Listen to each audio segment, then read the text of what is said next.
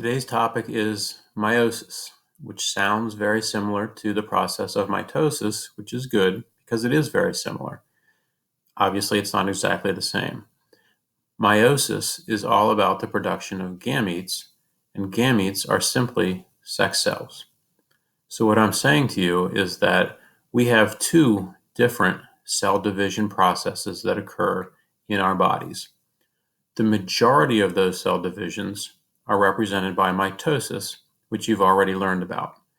They make your muscle cells, brain cells, skin cells, all of them except gametes.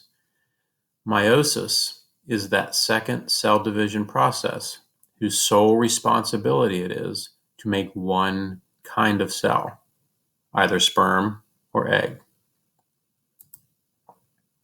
In order to understand the distinction between these two processes, there are two words that are absolutely key for you to understand.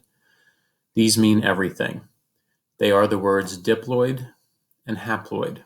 So if we read the definition of diploid, a word used to describe cells that contain both members of every pair of chromosomes. What we haven't really talked about up to this point is that, yes, humans have 46 chromosomes, but from here on out, you really need to think of them as 23 pairs of chromosomes. Think of them like shoes. You don't go to the store and buy a shoe. You go to the store and you buy a pair of shoes. Shoes come in pairs, so do chromosomes. So in order to have 46 chromosomes in our body cells or somatic cells, we have to have both members of all 23 pairs of chromosomes. That's going to be distinctly different than the sex cells in our body, also known as germ cells. We want our sex cells to be haploid cells, a word used to describe cells that contain only one member of every pair of chromosomes. If you think about that for a second, if you have 23 pairs of chromosomes in the majority of your cells, but you take just one member of each pair, you'll have a total of 23 chromosomes. You'll have a haploid cell. And why is it that we want our sex cells to be haploid? Well, because sex cells' job is to come together.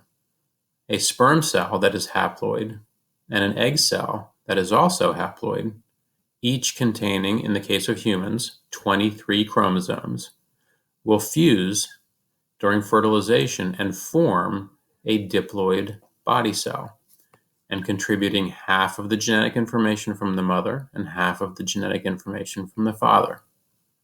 To get a picture of this, let's look at this right here. This is called a karyotype, and it's simply a picture of somebody's chromosomes.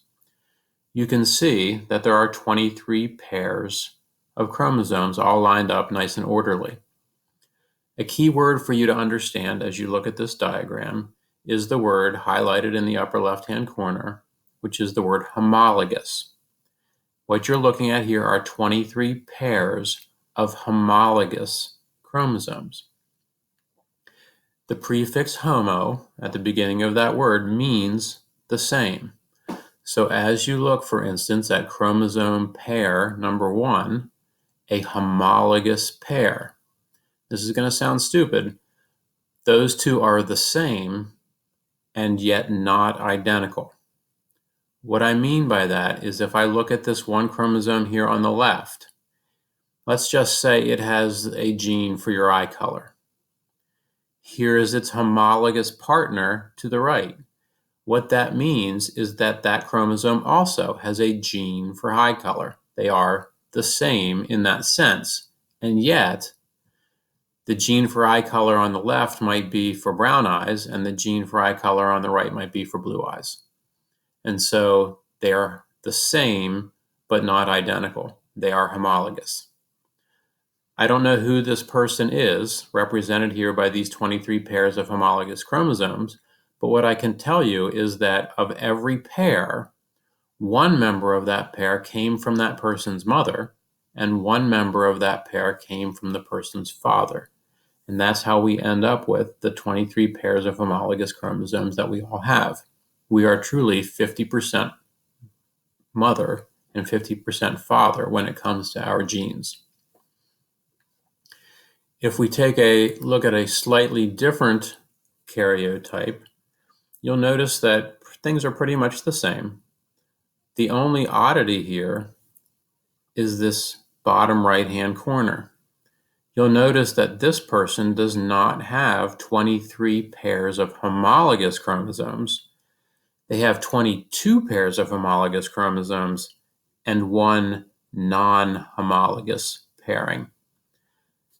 The only difference between this person and the person that we were talking about previously is that this person happens to be a male and the person before happened to have been a female. Females have 23 pairs of homologous chromosomes. Males have 22 and then one non-homologous. But there are still 23 pairs. Our purpose here today is to talk about the idea of meiosis. Meiosis creates sex cells. Mitosis created every other type of cell in your body, but we have to have this unique process that takes diploid cells and turns them into haploid sex cells, and thus we need the process of meiosis. So look at this diagram here, and you can see on the far left-hand side what we're referring to as the parent cell.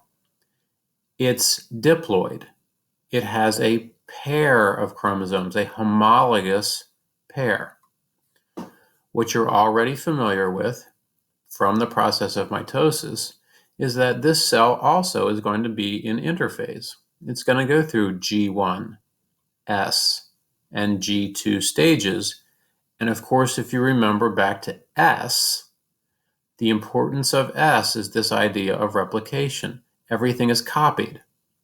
So here in this picture, we have a pair of monad chromosomes in a diploid cell.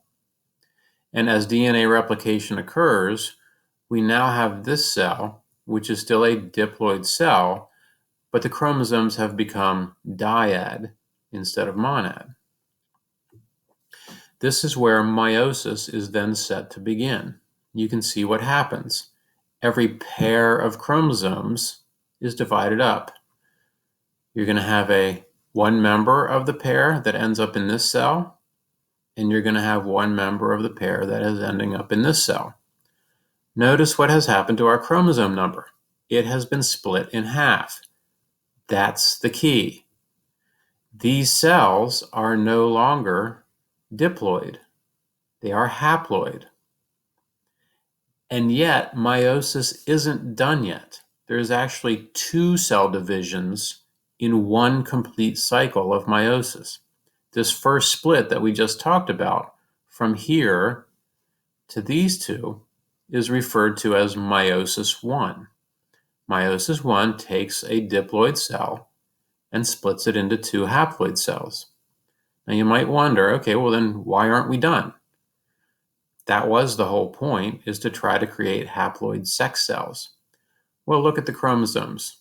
You can see that the chromosomes that exist in these 2 cells are still dyad chromosomes, and that's not the finished form. You want haploid cells with monad chromosomes, and thus we need a second split to occur here and here, which is referred to as meiosis 2, which is going to take those dyad chromosomes, rip them in 2, like we learned about in mitosis, and ultimately you're going to end up with 4 cells with monad chromosomes that are haploid in terms of their chromosome number.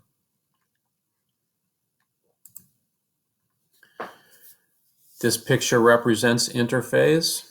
There's absolutely nothing new that you need to know here. Interphase is what you learned it to be from mitosis. You've got a cell, it's got a nucleus, it's got chromosomes inside that nucleus, and of course during the S portion of interphase, it's going to replicate all of those chromosomes so that they go from being monad to being dyad.